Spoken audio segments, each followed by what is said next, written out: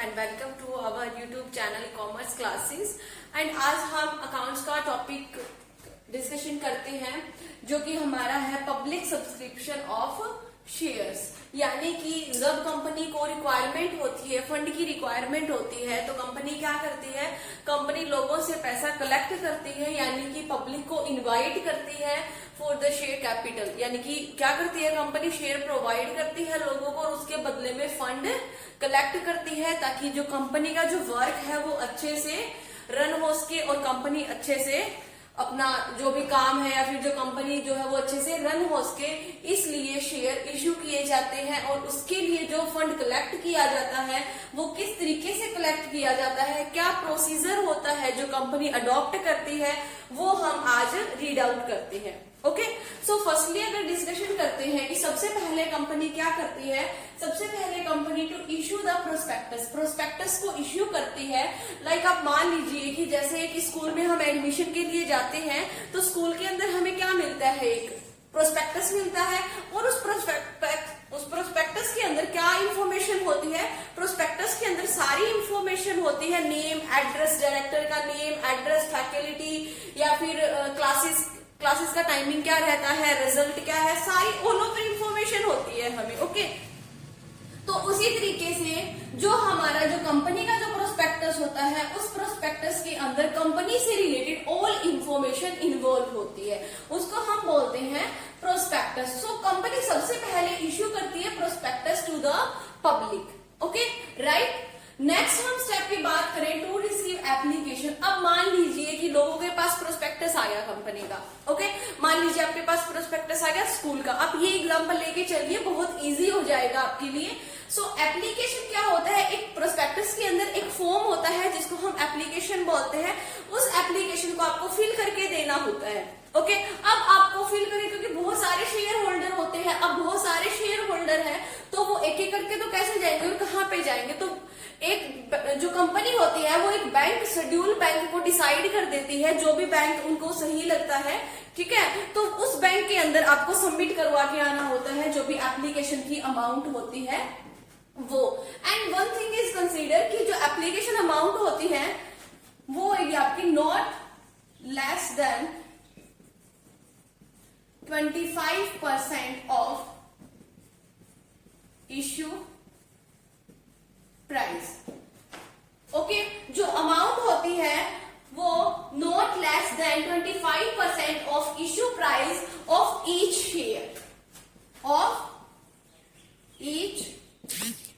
Share, ये हमारा रहेगा टू रिसीव द एप्लीकेशन के केस में।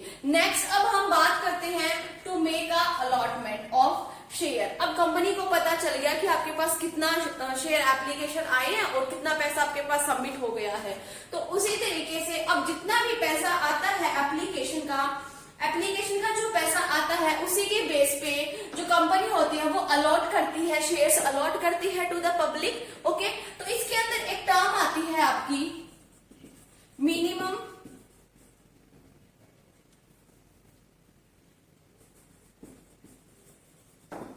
सब्सक्रिप्शन। मिनिमम सब्सक्रिप्शन क्या होता है, मिनिमम सब्सक्रिप्शन की अगर हम बात करते हैं सो मिनिमम सब्सक्रिप्शन होता है कि आपकी जो भी अमाउंट एप्लीकेशन के टाइम जो भी आपकी अमाउंट आई है, आपको रिसीव हुई है, सो जो कंपनी एक्ट 2013 है उसके अकॉर्डिंग कोई रूल एंड रेगुलेशन नहीं बनाया गया कि आपका मिनिमम सब्सक्रिप्शन इतना होना चाहिए। बस उन्होंने कुछ रूल दे दिए। वो रूल क्या क्या दे दिए, जैसे कि फर्स्ट रूल आपको दे दिया गया कि आपकी जो भी आपका डेली रूटीन का वर्क, आपकी फिक्स एसेट्स है वो आपकी परचेज की जानी चाहिए। ओके, जो आप जो वर्किंग कैपिटल आप यूज कर रहे हो डे टू लाइफ की एक्टिविटीज को पूरा करने के लिए वो आपकी फुलफिलमेंट होनी चाहिए। उसको इसने मिनिमम सब्सक्रिप्शन बोला कि इतनी अमाउंट आपके पास होनी चाहिए। बट सेबी के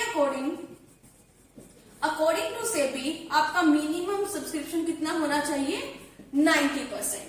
ओके, सो यहाँ पे हम पढ़ेंगे कि according to the SEBI guidelines minimum subscription fix 90% of issued amount. 90% किसका होना चाहिए, इश्यूड अमाउंट, कि जितनी अमाउंट आपने इश्यू की है उसका 90% मिनिमम मिनिमम सब्सक्रिप्शन आपके पास होना चाहिए, तभी आप शेयर अलॉट कर सकते हो, अदरवाइज आप शेयर अलॉट नहीं कर सकते। अब बात आती है कि अगर आपको क्या करना है, अभी शेयर अगर मान लीजिए कि आपके पास 90% जो है वो इश्यू अमाउंट आ जाती है, फिर आप क्या करते हो, देन आप शेयर अलॉट करते हो। ओके,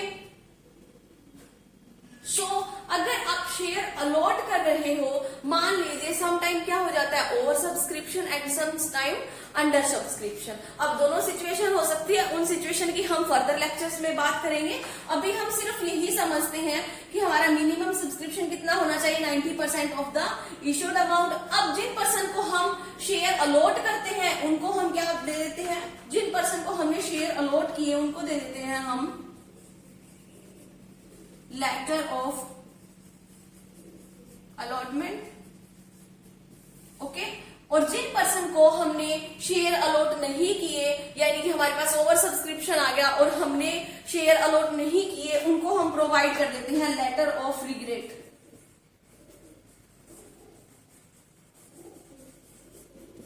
ओके, तो ये दो कंसेप्ट रहते हैं हमारे to make allotment of share के अंदर, कि अगर जिन पर्सन को शेयर अलॉट कर दिए हैं कंपनी ने, उनको हम क्या देंगे, लेटर ऑफ अलॉटमेंट, एंड जिन पर्सन को शेयर अलॉट नहीं हुए उन पर्सन को हम देते हैं लेटर ऑफ रिग्रेट। तो आपको ये थोड़ा सा कंसीडर करना है। नेक्स्ट बात आती है टू मेक अ कॉल। अब क्या करते हैं हम हमारा जो पैसा होता है वो कॉल्स के थ्रू भी मंगवाते हैं, जैसे कि फर्स्टली एप्लीकेशन के टाइम मंगवा लिया, second allotment and third call. Call के अंदर हमारी होती है फर्स्ट कॉल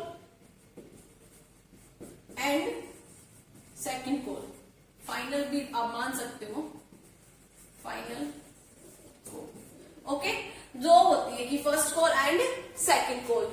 सो अगर जैसे कि मान लीजिए कि हमें 10 रुपीज अगर हमें सपोज कीजिए कि मंगवानी है, तो हम कैसे मंगवाते 10 रुपीज को, मान लीजिए 2 मंगवा लिया आपने एप्लीकेशन के time, and 3 allotment, 3 first call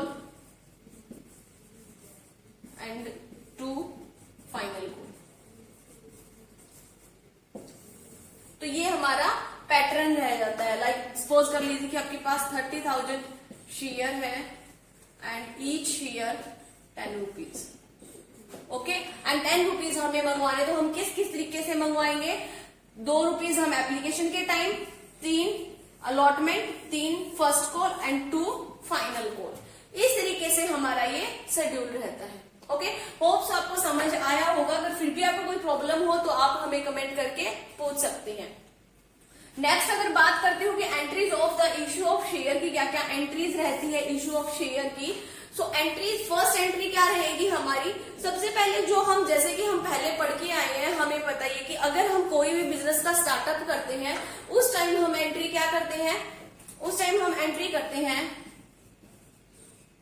bank account debit to capital. Like आपने +1 में भी किया होगा कि जब कोई भी बिजनेस स्टार्टअप किया जाता है तो हम एंट्री क्या करते हैं, bank account debit to capital account. ठीक है, इसी तरीके से हम क्या कर रहे हैं, यहाँ पर भी हमारे जो हम पैसा लेके आ रहे हैं हमारे बिजनेस के अंदर, ओके, बट किसके थ्रू लेके आ रहे हैं, हम शेयर इश्यू के थ्रू लेके आ रहे हैं। सो हम फर्स्टली एंट्री क्या करेंगे, यहाँ पे सबसे पहले जब एप्लीकेशन के टाइम हमारे पास पैसा आता है तो हमें रिसीव की एंट्री करनी होती है। लाइक यहाँ पे करेंगे bank account debit to share application, कि हमारे पास एप्लीकेशन का पैसा आया है यहाँ पे। ओके, ठीक है, अगर हम यहाँ पे नरेशन लिखते हैं तो क्या लिखेंगे, रिसीव्ड एप्लीकेशन मनी। आप सपोज कर सकते हो जितने भी हो, लाइक आप मान सकते हो 30,000 शेयर एट द रेट, यही क्वेश्चन ले लेते हैं। सो 2 ओके, कि आपको इतनी रिसीव हुई है। देन नेक्स्ट अगर फर्दर एंट्री करते हैं, सेकंड एंट्री क्या होगी हमारी, सेकंड एंट्री करते हैं, अब जो शेयर एप्लीकेशन का जो अमाउंट आया है हमारे पास, उसको हम कहां पे ट्रांसफर करेंगे, शेयर कैपिटल के अंदर। सो एंट्री क्या हो जाएगी हमारा, शेयर एप्लीकेशन डेबिट हो जाएगा, account debit to share and यहाँ पे हम नरेशन में क्या लिख देंगे, यहाँ पे हम नरेशन में लिख देंगे transfer to share capital account. Okay, ये हमारी एंट्रीज हो जाती है एप्लीकेशन के टाइम। अब बात करते हैं अलॉटमेंट की। अलॉटमेंट के टाइम हम एंट्री क्या करते हैं, अलॉटमेंट के टाइम हम एंट्री करेंगे कि ड्यू की एंट्री हम पहले करते हैं कि हम बताते हैं उनको कि आपकी पेमेंट का टाइम हो गया और आप हमें पेमेंट कीजिए। तो सबसे पहले अलॉटमेंट के टाइम ड्यू की एंट्री होती है। सो ड्यू की एंट्री हमारी क्या होगी, ड्यू की एंट्री हमारी यहाँ पे होगी share allotment account debit to share capital. Okay, ठीक है, यहाँ पे हम एंट्री कर देंगे share allotment account debit to share capital and narration में हम लिख देंगे due amount of the share allotment this one, जो भी अमाउंट आपके पास होगी आपके क्वेश्चंस में, ठीक है। एंड फर्दर एंट्री ये होगी आपकी ड्यू की एंट्री। एंड फर्दर हम एंट्री करेंगे रिसीव की एंट्री। रिसीव की एंट्री फिर क्या होगी, हमारे पास क्या आ रहा है, पैसा आ रहा है हमारे पास। ओके, किस चीज का पैसा आ रहा है हमारे पास, अलॉटमेंट का पैसा आ रहा है। तो हम यहाँ पे एंट्री कर देंगे bank account debit to share allotment. Okay, यहाँ पे आ जाएगा कि रिसीव हुआ है हमें अमाउंट अलॉटमेंट का। सो हमारी ये एंट्रीज रहती है। इसी तरीके से हम फर्स्ट कॉल की करेंगे एंड फाइनल कॉल की करेंगे। लाइक आप अलॉटमेंट को यहाँ से रफ करके यहाँ पे फर्स्ट कॉल लिख दीजिए एंड फाइनल कॉल लिख दीजिए, ठीक है। ये एंट्रीज हमारी सेम रहती है। हमारी एप्लीकेशन की टाइम जो एंट्री रहती है वो डिफरेंट रहती है, क्योंकि स्टार्टिंग में हमें पैसा रिसीव होता है, उसके बाद हम शेयर कैपिटल के अंदर ट्रांसफर करते हैं। ओके, सो ये हमारा बेसिकली पोर्शन रहता है इशू ऑफ शेयर की, हम एंट्रीज क्या करते हैं। ओके, एंड हमारा कंपनी का क्या शेड्यूल रहता है, क्या सिस्टम रहता है, वो कैसे सबसे पहले वो प्रोस्पेक्टस इश्यू करते हैं, then application allotment and final call. Okay, hope so आप सभी को समझ आया होगा। फिर भी आपको कोई प्रॉब्लम हो या फिर फर्दर कोई टॉपिक आप करना चाहते हो तो आप हमें कमेंट बॉक्स में बता सकते हो। Thank you everyone.